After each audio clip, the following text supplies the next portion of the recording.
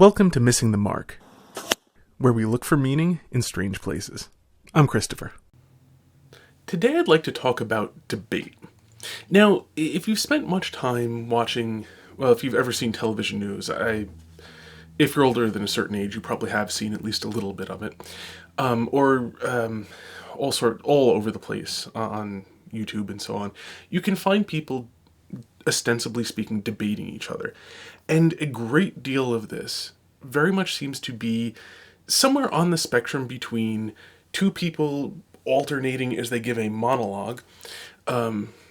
Presidential debates are often like that, I've noticed too. To two people screaming at each other. Less so in the presidential debates. But you'll see various forms of this, and that sort of forms a continuum on which a lot of things that are, theoretically speaking, debate take place. And you might get the impression from this that debate is a complete waste of time, and in a lot of circumstances, you would be correct. But there actually are some values to, there are some cases in which debate is valuable, and I want to just talk a little bit about those. So it'll be useful in seeing when debate is not so useful, and also give some ideas of other things you can do, and I'll get into that briefly a little bit later. So the first thing where debate is useful is, of course, for children. Children need practice. Children need practice in thinking. Children need practice in thinking quickly. Children need practice in quickly analyzing an argument. Children need practice too in, being kept honest, which is one thing that, like a high school debating society, for example, is actually fairly good at, because if you make a flabby argument, someone will point this out to you. And I don't think it takes a huge amount of practice, varies with the individual, to, start to be able to do that for yourself. After a while, you should be able to carry on both halves of the debate fairly well. And most people, I think, who get it all good at debate from, like, debating societies and so on, could do that fairly well. They could, don't go on the one side, go on the other, and just go back and forth and take both halves of the debate and do a decent job. Not, that's not the, purpose for which reasoning was invented, but it is, however, very useful, especially, us being creatures who live in time. The faster you get at being able to understand what somebody's saying, see the strengths of it as well as the weaknesses, and be able to address that, the better off you are. It'll save you a lot of time. Getting used to being able to analyze things, structurally and see, like, what is the argument another person is making is a very, very useful skill, and debating will teach you to do that. In a decent debating society. I mean, obviously, if you're the only person there who's actually interested in things like logic, then it won't do you much good. But in a decent debating society with other people, it can be very useful. I think once you've learned that skill, it isn't really very interesting, in the same way that, we don't do much of anything else. Adults don't do much of anything else done in high school outside of high school. For the simple reason that, having already learned it, you don't need to keep doing that. Okay, the other place, and this is where adult debate, I think, actually is, has some real value, is when you have two people who largely agree with each other. There you have a situation in which debate can actually be productive. Because when two people largely agree with each other, and this can be a variety of things, this can be two Catholics who are arguing on, some piece of Catholic theology, or frankly, natural philosophy, or any number of other things. But it can be two people who agree on, say, two people who agree on the basics of economics. Two people who agree on, things like, proper football strategy. Whichever football you want, by the way, American, or, the rest of the world's football, which America calls soccer.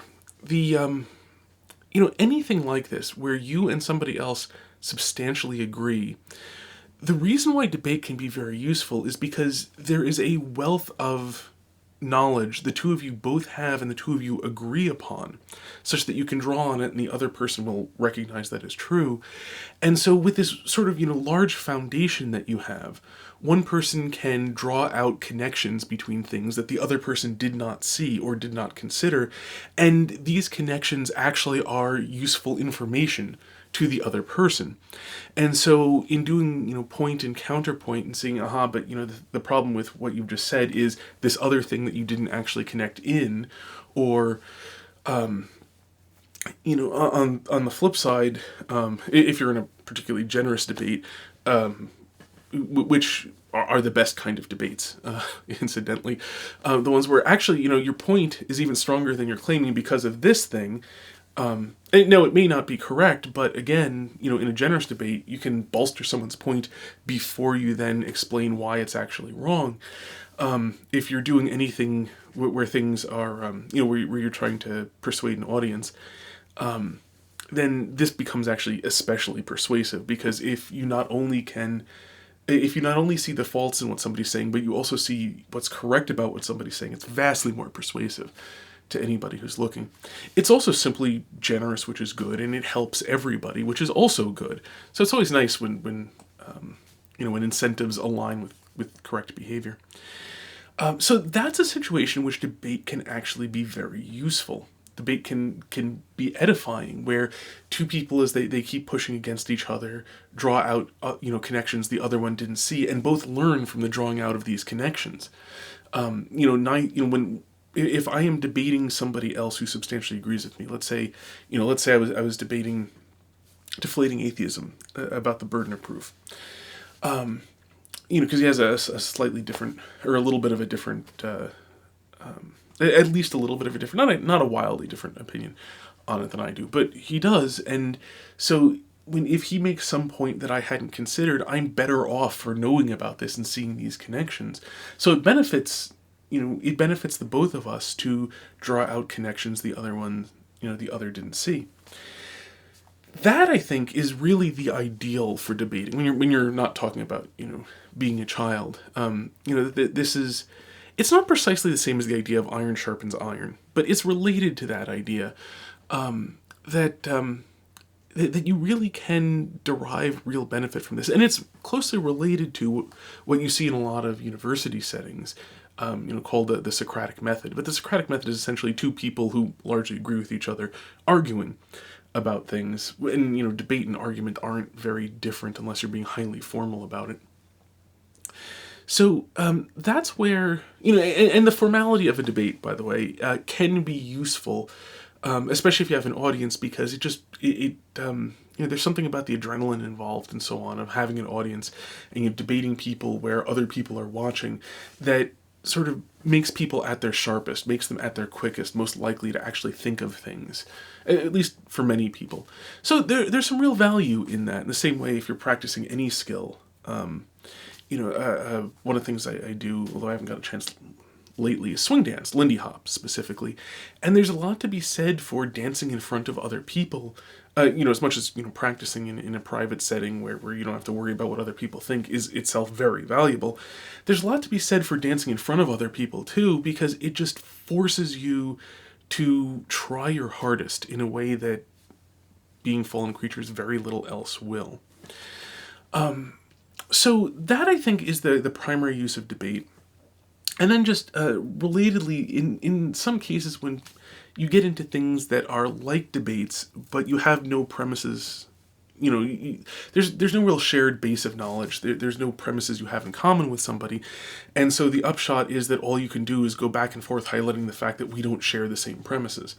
So, if somebody's saying that, say you come from the classical tradition, where you believe that people being different, what is important is justice, and therefore that people are able to proceed according to their natural talents and their circumstances, without unjust impedance, and to do as well as they can given their starting point.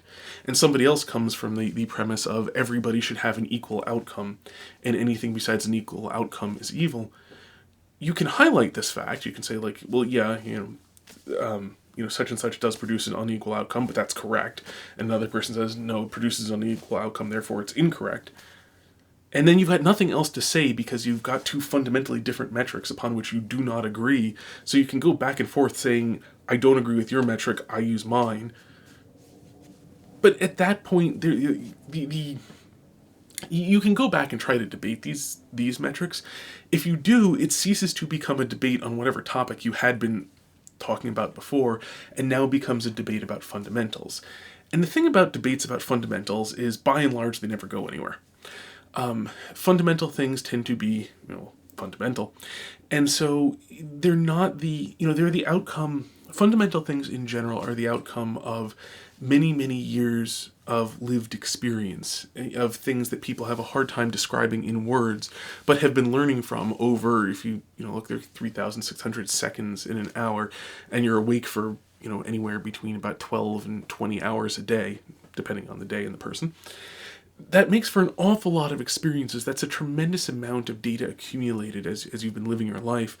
And all of these things tend to point to something, even if you can't articulate it. And that's the thing upon which fundamentals very often are based. Not, and very few people ever come to some fundamental as the result of like a 5-step argument you can put in words. And by very rarely, I mean, I've never heard of such a thing, and I've never heard of anyone who's heard of such a thing. So debates about fundamentals usually have no purpose or value. And debates about things where you don't, share fundamental stuff with people, if you understand each other, they just quickly resolve into saying, yeah, we don't agree on this fundamental thing, and you're done. The one thing that can be useful in circumstances like this to do, and this is just sort of a life tip for those who don't have much experience of talking with people, is you will find a lot of people who make the fundamental assumption that anything different from me is evil. Not explicitly, not as such, but it is incredibly natural to people to assume that difference is defect. And so if you don't agree with, if you're not like me, then you must be bad, is a very common human reaction. You see this all over the place in modern political discourse within America, and probably within other countries too, since it's a fundamental human thing. Different expression in different circumstances, of course, but really common. So the one thing that can be very useful here to do is not to argue the fundamentals, but rather to show somebody how the difference in fundamentals, given these same goals of wanting everybody to be happy, because everybody has, in some vague sense at least, the general goal that all human beings should be as happy as possible, given reality as it is. And so people will, however, when they see, well, you don't come to the same conclusions as me, so you probably have different goals than me, which is, it works in small things. Like if you see a person who is peeling an orange differently, they may well have a different, peeling a banana differently or something. They may well have a different goal than you. They may not be trying to accomplish the same thing. But on the other hand, in bigger stuff, people will generalize this, and it doesn't work so well. And so here, it can be very valuable to explain to people, look, I want everyone to be happy as reality will, as it is, will actually permit them to be. And given this fundamental disagreement we have, I come to a different conclusion about what will actually work. And of course, I think that what you are doing will actually cause misery and sadness. And the thing that I am doing will cause general happiness. I know you disagree and think the opposite. That's the result of us having, different beliefs about the world. But we're both trying to accomplish good things for everybody. We both have those sorts of goals. So, especially the younger or the less experienced the person you're talking to, the more valuable it can be to point that out. Older, more experienced people will tend to know that disagreements and premises lead to things like different approaches and so on, but to the same sort of goals of, human happiness. But of course, if this is even relevant to you, it's probably because you're not talking with the sort of person who already understands that sort of thing. Okay, so that's the one thing. If you're in one of those sort of degenerate debates, what can be useful is turning it away from a debate into seeing how a disagreement does not make anybody a monster. It is simply a disagreement, and there's no particular way of settling this other than coming to a better coming to some sort of mutual understanding. One person changing their mind rather on fundamental premises. Okay, so hope you found this interesting or helpful or something, and until next time, may you hit everything you aim at.